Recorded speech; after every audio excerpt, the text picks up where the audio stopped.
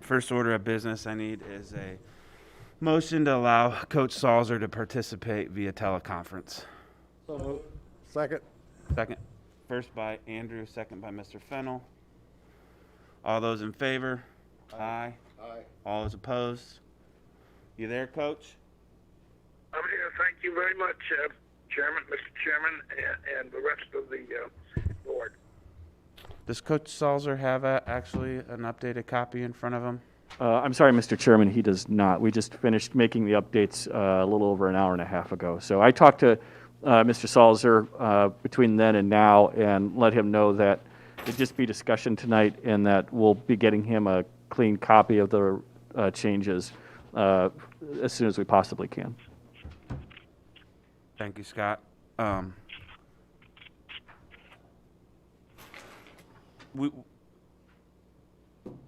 So I do apologize that I wish we were hoping to have a copy to every board member with a little bit more time, but there's been we've had to figure out a few different things and make sure that there's a couple things that got added that we didn't talk about that are new to state statute, and some of the things that we discussed cannot be changed due to state statute. So I don't believe that we have it as a resolution on here, but I'm not looking tonight to actually approve anything. We're looking for it mostly just to be a discussion for the board members to review, because I'll let Scott give our timeline. We do not have these to basically have to be approved until our reorg meeting or the meeting after that. So I don't want to rush anything. I want to make sure that the board members, originally we hoped to plan to have a draft copy out earlier in the week, but due to some other unforeseen circumstances, that did not happen. So tonight is mostly for the Rules Committee just to digest some of the new stuff is there, make any more corrections if need be, and then have staff draft a copy where the rest of the board can have some time to see it instead of having to vote on something with no notice of having to review. So with that, I will turn it over to Scott and let Scott go point by point some of the corrections and changes that we've had to make.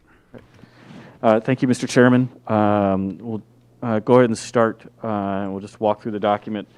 Starting on page 2, which is the table of contents, you'll notice 2 changes.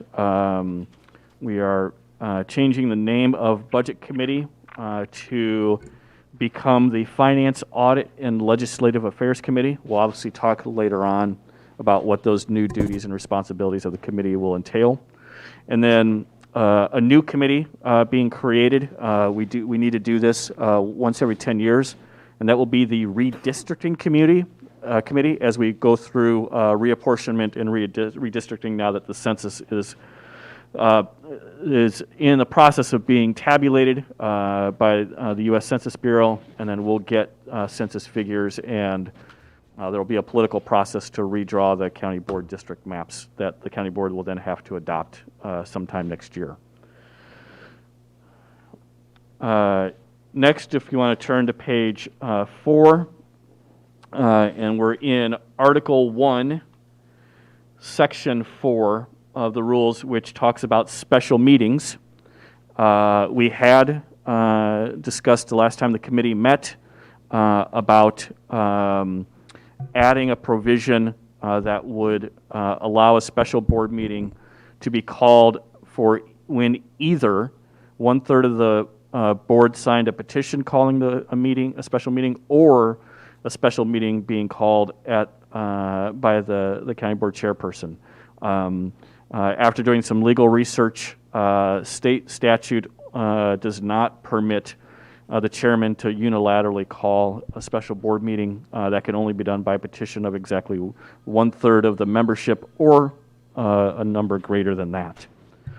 So that section is taken verbatim basically from the state statute, and we did not make any changes there. Where we did make a change in the special meeting section, though, is the notice to county board members. That currently has a 5-day waiting period between when that petition is signed and the meeting called to when the meeting can actually be held. The statute has it actually as 48 hours. The section after it is 3 days, which is to publish the notice in the paper. We're going to make the notification to county board members consistent with the notification and publication in a newspaper of general circulation. So we're going to change that from 5 days to 3 days. Next would be near the bottom of page 4 in Article 2, membership. I'm sorry, Article 3, officers of the board, Section 1B1, chairperson. And we're adding some language that says that the members present shall choose one of their number as a temporary chairperson when the current chairperson and vice chairman is not available to preside over the meeting. So it creates a cleanup language provision so that if the chair and vice chair were not present at a county board meeting, the members present could elect from amongst themselves a temporary chair to be able to preside over that meeting. Mr. Sorrell, just Scrivener's comment. I saw the chief counsel kind of squint her eyes a little bit. We might have a better phrase than their number that we could go amongst themselves, amongst the duly elected president. Sure. Yeah, we can definitely clean that language up before the final version gets circulated. If you didn't squint. Thank you. Yeah. Next would be on page 5, and we're still in the same section, which is section 1, chairperson. This is subsection 4. We're proposing to add some language as it relates to appointments, and the language is the power to make appointments is reserved exclusively to the duly elected chairperson. And then we're adding some language in subsection 8, which talks about the vacancy in a chairmanship. And that is the members of the board would elect a new chairperson at the next meeting of the board immediately following the roll call of members of the board. So when a vacancy is created, the next time the board meets, the first thing they would do at the next meeting would elect a new chairperson. And then we have a new section C, as in cat, which is titled Removal of Chairperson by Board Vote. This is a change in state law in the last 2 years. I object, Your Honor.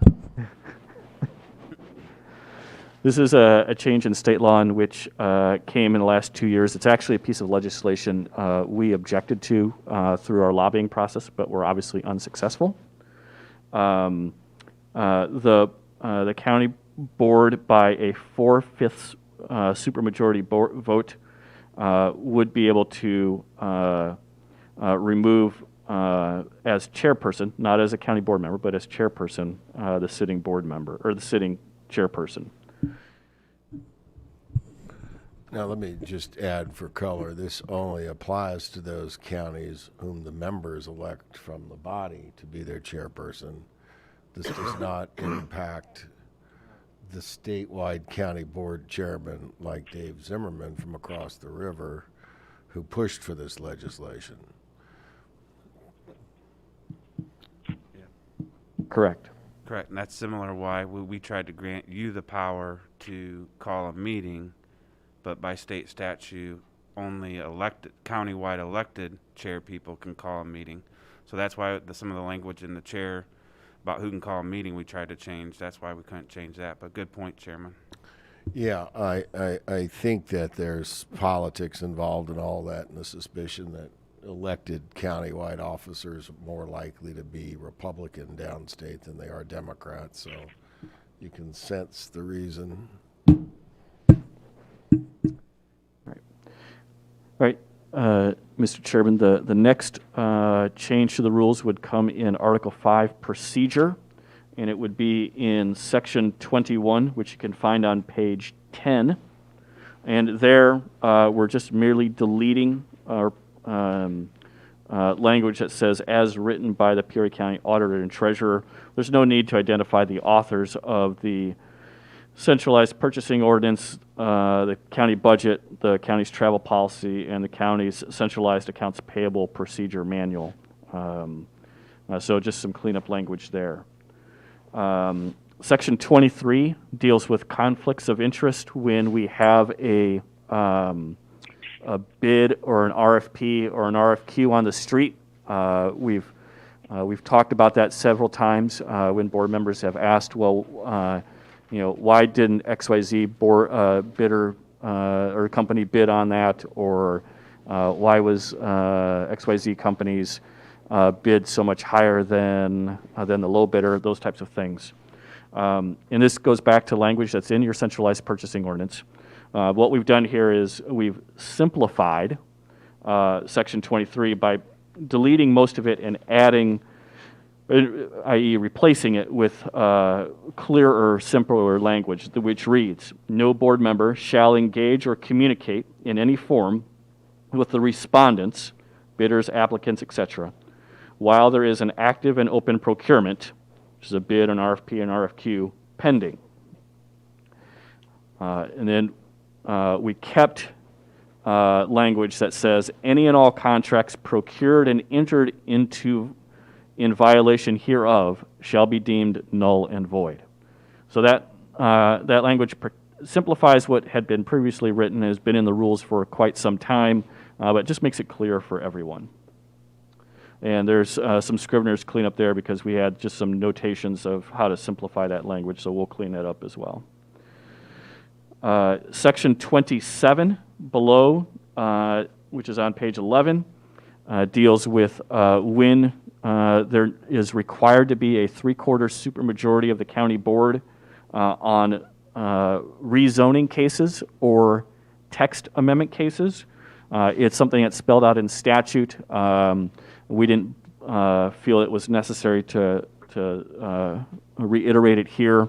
That's the responsibility of myself and the state's attorney's office to ensure that you are properly informed should a party that has the appropriate standing to file an objection and force that supermajority. It's our job to then make sure that you're aware of that, and when the vote comes before you, to make sure that you know how many votes you need for it to pass or fail. Obviously, all the other sections in this article going forward get renumbered based on the deletion of that section.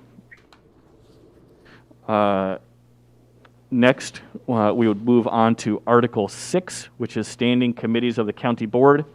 In Section 1... Mr. Sorrell, Yes, sir. can I ask you back a couple? Just, Yes.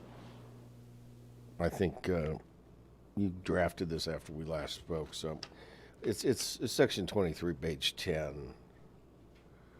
So Yes. I get a little nervous at things like et cetera, because I think I could argue a whole lot into et cetera, and you don't really want us to do that. So if we have another, We can tighten that up. and then part of what I read into this, and really this is the most tortured paragraph that we're fixing here, and it's no wonder. You really had to read to the end of it to get to the point, but the first 2 or 3 original sentences are torturous.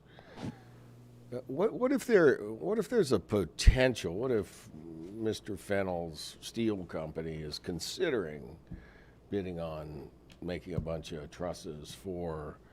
So what engage or communicate with any respondents, bidders, applicants?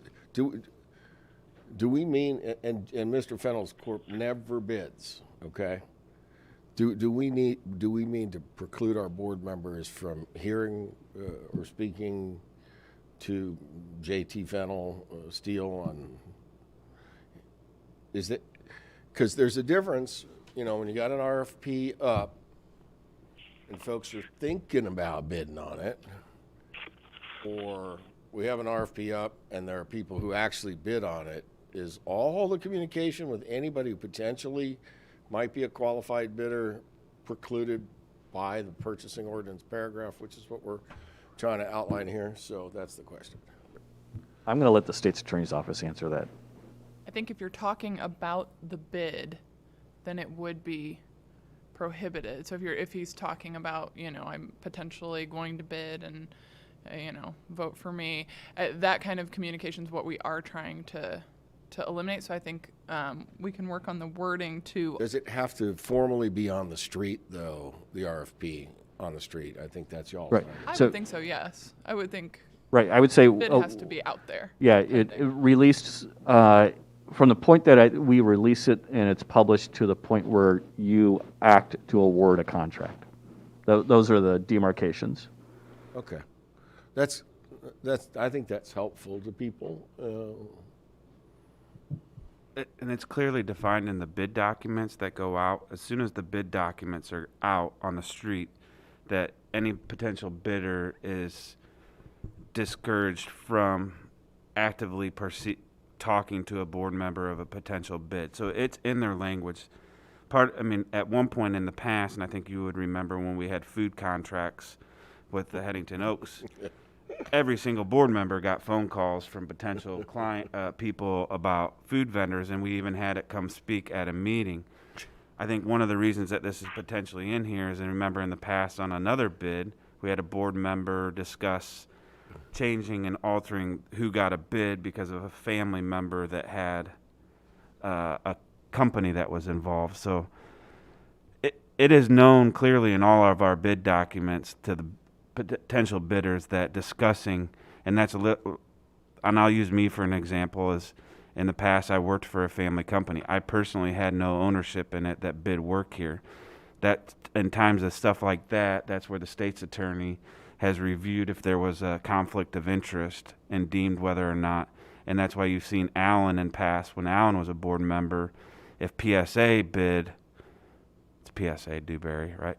PSA Dewberry bid on stuff, for intents and purposes, he would abstain from any vote in regards to those contracts. I think we've had many members abstain from potential conflict of interest type things, but it's clearly defined for you not to jump to round 3 to give your buddy some sort of advantage or family member. And I understand all your points, because I had to reread it multiple times to get to what a simple conclusion is. Right. To Mr. Rand's point, though, I think we can clean that language up even better between now and when the committee will vote on this document. So we'll continue to work on that. One of the things I just want to tell you that it clearly precludes, unless you exclude it, is if we were to hire a consultant to develop an RFP for us or an RFQ, it precludes us from answering that consultant's questions about what potentially the county board is interested in seeing in an RFP or an RFQ, which is, RFQ would be for professional credentials and an architect or a. So I don't think you mean to always exclude us. And in the design of an RFP, and I'll just give you an example of, for neighborhood redevelopment or something, people might have ideas about parks and swing sets and a swimming pool and a community garden and stuff, but we can't say that to the developer of the RFP, because it looks to me like we're excluded from that as well. You're If we right. want to hire an Once- architect for the most beautiful building in the world, do we want to let purchasing figure out which architect that is? No, thanks.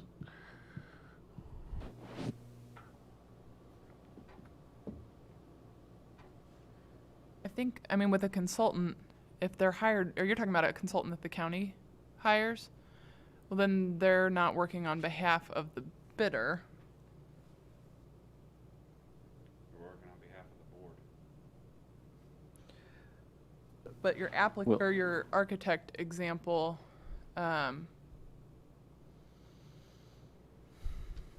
Would probably be more of an RFQ for when we put an RFQ out for like food, or not for food, that is professional. But I see Andrew's point of basically the, Auditor services, design, engineering, those are all RFQ type things, or request for credentials, RFCs. They're not a standard RFP where it's lowest price, blah, blah, blah. Right. So, ideally, we will engage the appropriate oversight committee to get their wishes prior to putting anything on the street, and just to assure this committee and any other board members that are watching You know, when you're talking about a professional service like that, and you're basing your decision not on price but on qualifications, you've got your professional management team engaged in the review and recommendation process.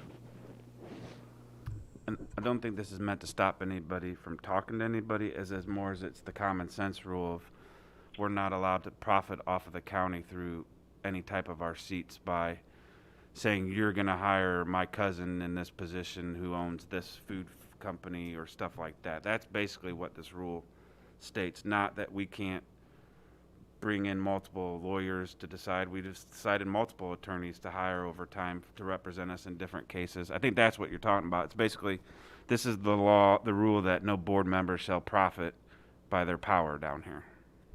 Basically.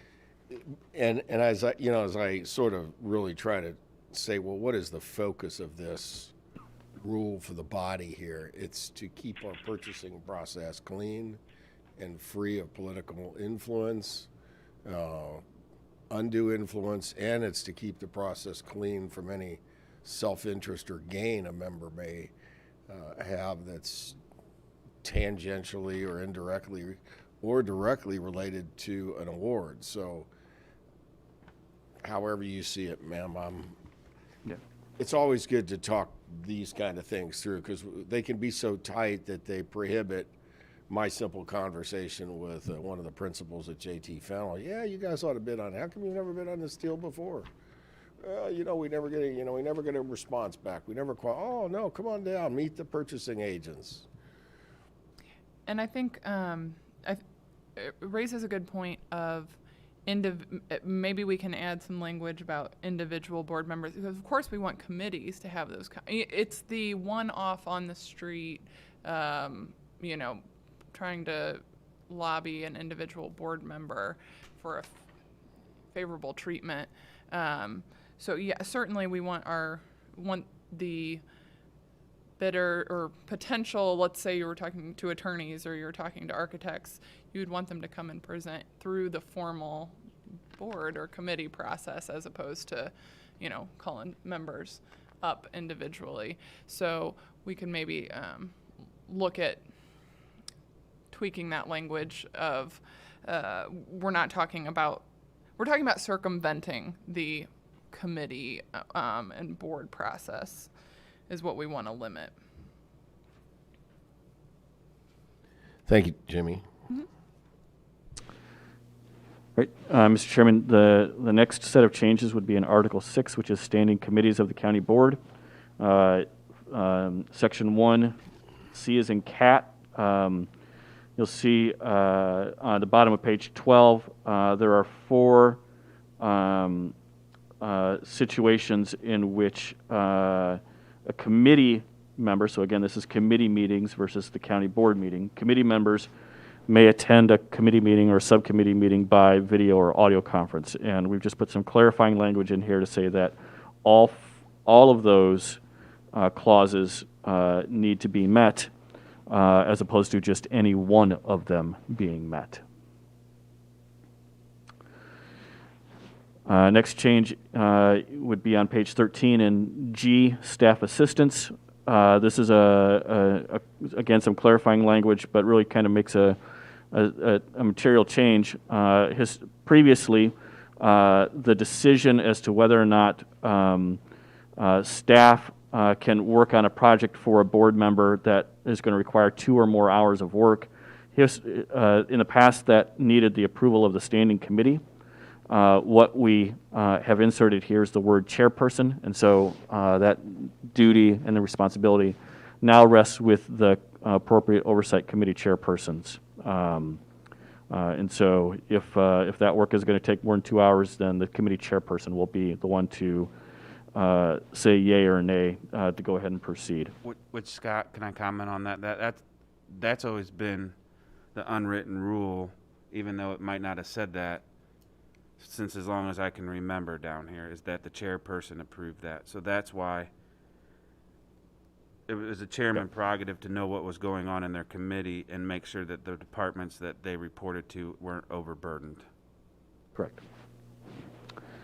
Next change would be in H, staffing changes. Here we just maybe get a little bit more formal. Instead of just saying department head, we say, we replace that with elected or appointed official as it relates to the committees reviewing requests that are originated by an entity. All right, next then would be K, which is the annual budget and budget amendments. Subsection 1, we add the word elected when we're talking about each standing committee shall consider and review the annual budget for each of the offices, departments, and elected officers of the county. We change a reference here from the budget committee to its new title. We add a word that the Finance, Audit, and Legislative Affairs Committee shall consolidate, and the new word is review and recommend by resolution to the annual budget proposals of the standing committees. So what we're doing, we're just cleaning that language up there, making it a little bit more formalized. In subsection 2. Scott, before you go Yes. farther, can we go back to page 13H, where department head has been Yes. scratched and elected and appointed official? Just to point out, correct me if I'm wrong, this goes back from when we did buyouts of employees and to make sure that positions weren't backfilled. Correct. So it says, instead of department head, because department heads are underneath your purview. So it would be an elected, in the past it would have been if the sheriff had 3 people replace, the idea was for him to come back and say, listen, I need 2 more deputies on the street, this is why. And most of the time they were approved or thing, but it was to give the committees heads up. Right. So does that need to have, though, just for, and not to say, since you directly appoint to the board, but you control a majority of the staff, I know that you've always communicated that well to the board, but just for, I'm saying language-wise, elected or appointed, a majority of the staff, a lot of the only uncontrollable staff is underneath. You have the elected, and then you have some appointed like Dave Ryan, Right. or So, the other ones. so you've got the departments that report to me. You have the elected officials, and then you have the quasi-independent boards, agencies, commissions. You know, the best example, obviously, is the health department. Not to pick on Monica specifically, but you know, you control the purse strings for the elected officials and those quasi-independent boards, agencies, and commissions, and you appropriate money for. You may not set the actual head count, but you appropriate money for an equivalent head count. And if any one of those office holders, whether it be elected or appointed, that is not under my supervision, want to increase the number of staff, then that's what we're doing here. And obviously, those that do report to me would, you know, come as a request through me. I just didn't know if we were hamstringing ourselves by not being. I'm comfortable with what you said. I'm just was trying to work through it, and if nobody saw it, that's why it was actually in the budget. Because when we let people go to make sure people weren't being backfilled, am I? Right. Similar Yeah, no, history. you're correct, Mr. Dillon. Right. The next amendment is in K. 2, which is a section that talks about dollar thresholds of budget amendments and where their approval lies. Again, they're just changing the name of the budget committee to its new name, Finance, Audit, and Legislative Affairs. Section 2 on page 14 we get into the individual committees themselves and what their jurisdictions look like, and a bunch of other discussion. So the first up is Executive Committee. We are adding 3 items to its jurisdiction. The first is the County Auditor. The second edition is the Joint Commission on Racial Equity and Justice. And the third edition is the Advisory Committee for Entrepreneurship and Small Business Development, which we'll talk about both of those further on down. When we talk about the jurisdiction of the Executive Committee, now that we've identified what the offices and departments are that report to the committee, we then talk about what the jurisdiction and the duties of the committee are. And there's on page 15 a new subsection I, which says it shall oversee the work of the Advisory Committee on Entrepreneurship and Small Business Development. Letter B is what used to be Budget Committee, but is now the Finance, Audit, and Legislative Affairs Committee. This has a significant amount of change. The jurisdictions are as follows. It shall receive and consider and review the budget for each of the offices, departments, and officers of Peoria County after consideration by each of the other standing committees, which is the same process we apply today. Under that, this committee will work jointly with the Executive Committee to consider, adopt, and submit to the full county board both the annual tax levy ordinance and the annual appropriation and budget ordinance, which are, as I've talked about in the past, the two kind of single most important action items you have on an annual basis. It works jointly with the Executive Committee to review, consolidate, and recommend changes to budget proposals of the standing committees as we work through that annual budget process. This committee will also monitor financial metrics throughout the year. It'll advise on performance management tools to benefit the organization's transparency in its financial practices. It shall oversee the disposal and recovery of assets through the sale of Headington Oaks Nursing Home, including the recommendation of a proposal to the Executive Committee. It'll serve as the Audit Committee, which was previously Ways and Means. That includes recommending a public accounting firm to serve as our external auditor, receiving and reviewing the annual comprehensive annual financial report and management letter. It shall consider, review, and recommend to the board an annual state and federal legislative program, and it shall receive regular reports from our registered lobbyists, plural. I actually need to add an S there because we have more than one lobbyist, on the status of the legislative program and other legislative developments affecting Peoria County. The other offices that will report include Headington Oaks and the Finance Department. And then general duties, you'll see a deletion, and that's because we moved it up earlier in the section where we talk about jurisdictions. So just word for word change there. Item C is the Public Safety and Justice Committee. The major changes here are the removal of the Emergency Management Agency, which you'll see in the Health Committee, and Peoria County Animal Protection Services, or PCAPS, and you'll see that moved to county operations. Under general duties, we will delete and move from this committee to county operations. It shall consider all matters related to animal control and protection. And then we'll delete here and add in land use committee. It shall serve as the appeal board under the Peoria County Housing Maintenance and Occupancy Ordinance. Letter D is land use committee, and you'll see a new addition under jurisdictions of what I just read. Otherwise, there are no changes to land use committee. Letter E, as in Edward, would be Ways and Means Committee. As we already talked about, the county auditor is moved from here to Executive Committee. The Finance Department is moved from here to the new Finance, Audit, and Legislative Affairs Committee. We haven't talked about it yet, but when we get to the County Health Committee, you'll see the Regional Office of Education, so that's being moved.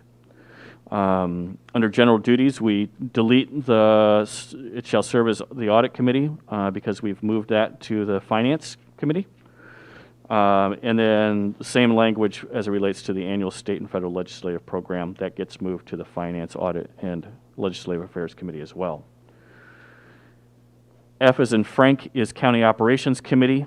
You'll see the addition of PCAPS in addition to the addition of all matters related to animal control and protection.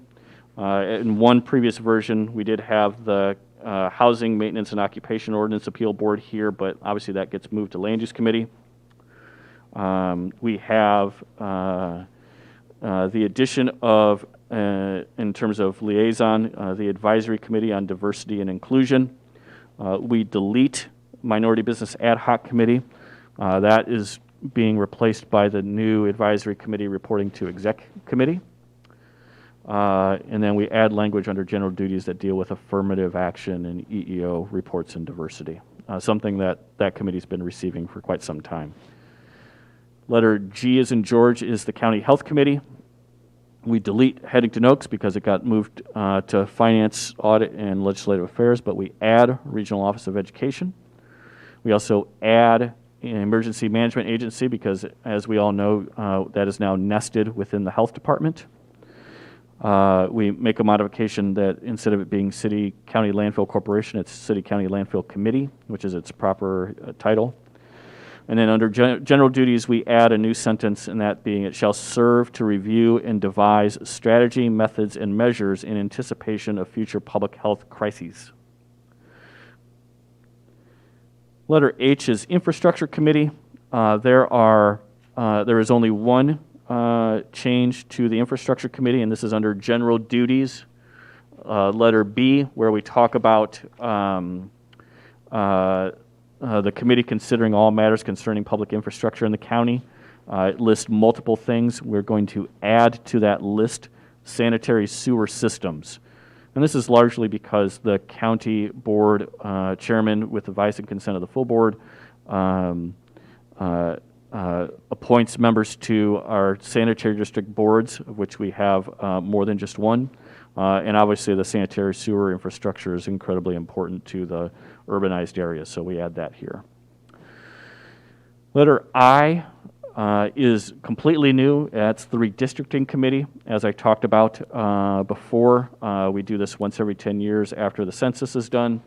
It is the responsibility of the Redistricting Committee to prepare and recommend to the full board a redistricting plan for 18 new single-member districts using the most recent data available from the Census Bureau. Each district is required to be substantially equal in population to each other and to be comprised of contiguous territory as nearly compact as practicable.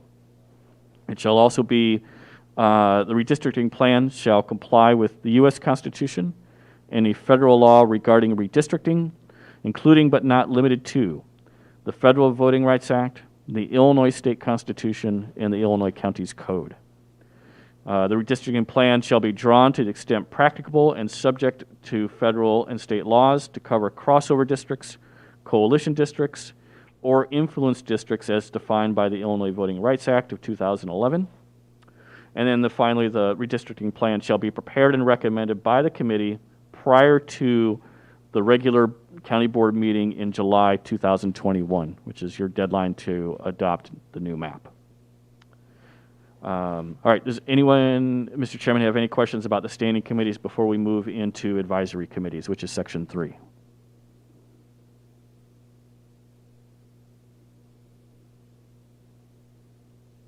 Nope, okay. Any questions? So if not, then we can move on to the advisory committees, which are in section 3.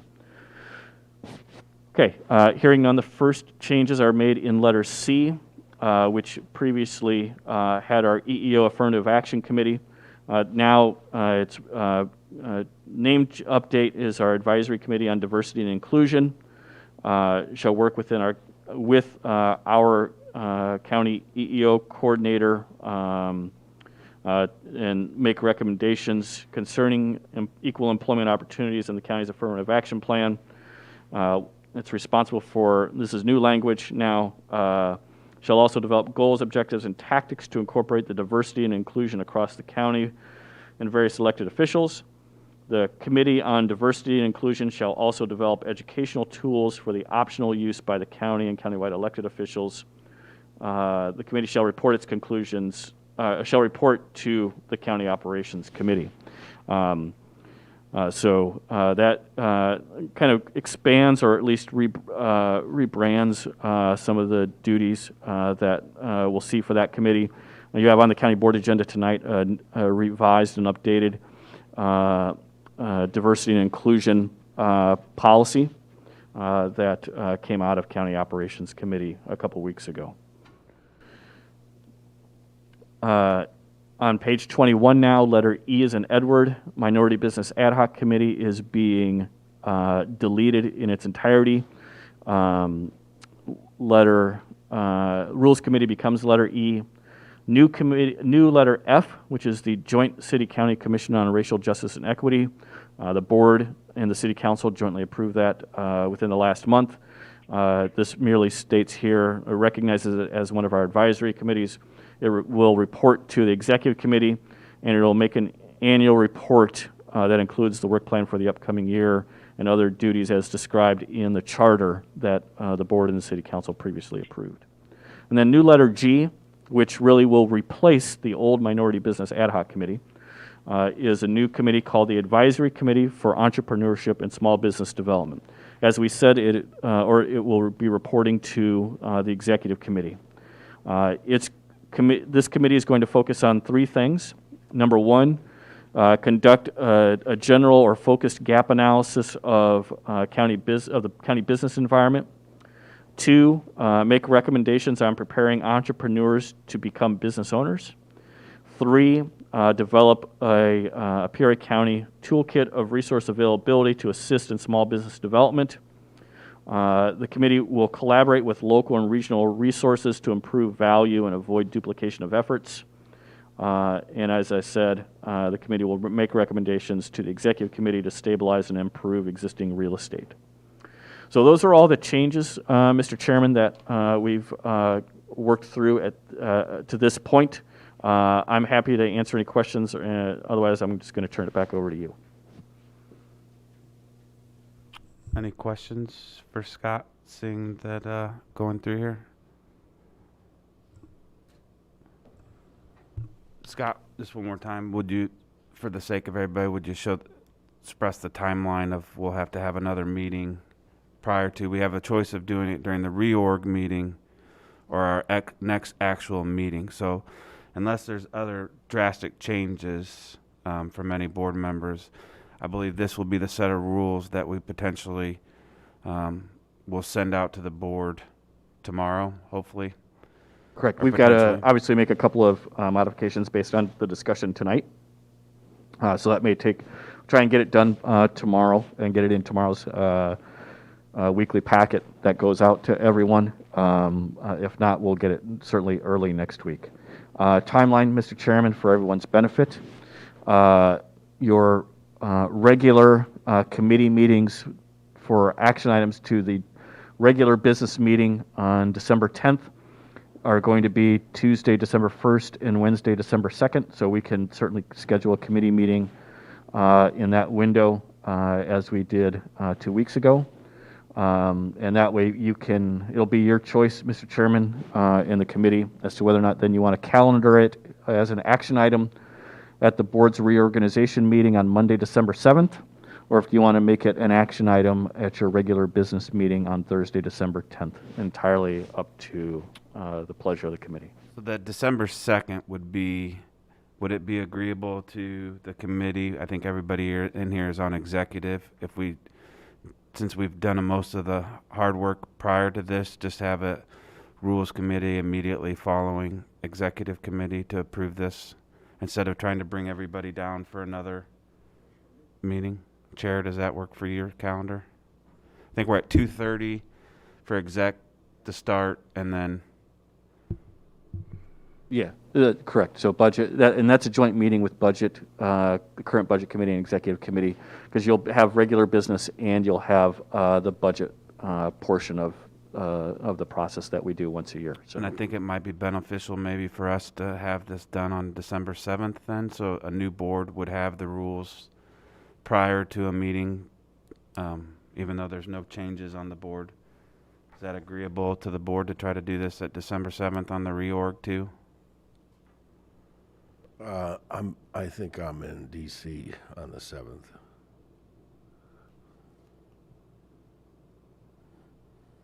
But you need to probably change that then, because by law, we have to do it the first Monday in December. that's the seating for the new board and the vote for the chair. It's also the weekend of my 60th birthday, so just so happens. I was only guessing you were 50. That sounds like a good thing. Yeah, I'll be looking into that. Okay. So tentatively, let's look at December 7th. Okay, so that would plan out right. Council brought up that in our reorg meeting, line item H, and anyway, is the adoption of the rules for the new board. So it would be that meeting for the adoption of the rules. Welcome new members. Do you have any questions of rules? Kate, did you have anything that you want to, Rob, Linda, for the rules? Sorry we didn't get them out prior, but we'll get them out here this week. And what I asked Jan, instead of sending them in the update, can we make this a separate attachment just for the rules so it doesn't get lost in the shuffle? Okay. 7th. So December 7th is the reorg. Basically adjourning the meeting, voting for a new chair, seating of the new board, swearing in, and then we adjourn for our, then December 10th is actually the county board meeting. Correct. Yeah, but Sorry, December 1st, Tuesday, December 1st is committees, and Tuesday, or Wednesday, December 2nd is budget exec. so those are the regular committee days Yes. for committees. Thanksgiving.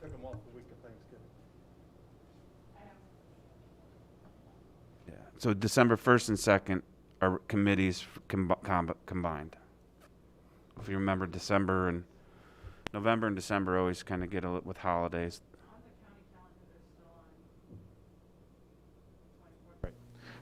We just confirmed today with committee chairs the move. So meeting requests have not been sent out yet, and they haven't been adjusted yet because we needed to coordinate with the committee chairs first. Yeah, I think I just saw that email today. So, any other questions or comments? Seeing none, I'm glad we provided for a full hour. Thanks, Scott and council, for all the work that you've put in and to get this prepared for the document, and send it out and let them know if you have any questions or comments. Again, to get a hold of anyone on the committee to let us know if you do want to see any item changes. But for the this is what we're going to present as currently to the board to go with. Any other questions or comments?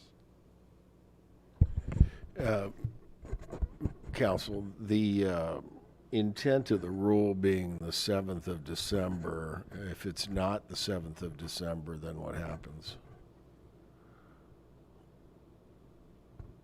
I would need to look at the exact language in the statute to see. Mr. Sorrell said that by statute it has to be the I think it first. says it shall be the first Monday in December after the November general election. Okay. So I'd have to say, I mean, if it says shall, what happens if you don't? I mean, I don't think there's any teeth to it. I don't think there's any enforcement officer that comes down and polices us. But, in theory, then someone could complain about the election of officers that happened at that meeting, try to invalidate it somehow. Thank you. Mm-hmm.